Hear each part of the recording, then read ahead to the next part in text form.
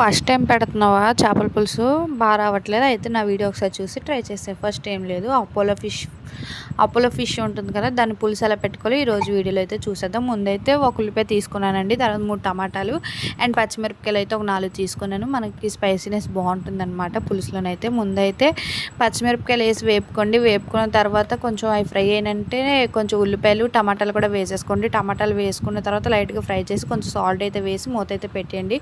మూత పెట్టేసిన తర్వాత బాగా మగ్గనిచ్చేయండి, బాగా పేస్ట్ లాగా అయిపోవాలి.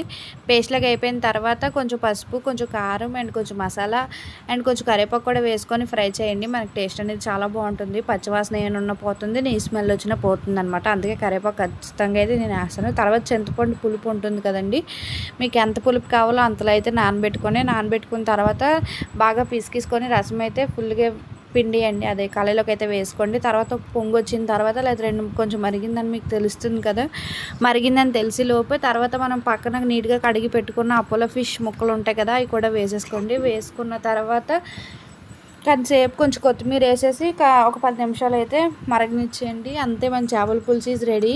ముక్క అయితే ఫస్టే కలిపేసుకోండి, తర్వాత లాస్ట్లో కలిపితే ముక్కలన్నీ విరిగిపోతాయి. అంతే, మన అపోలో ఫిష్ పులుసు రెడీ.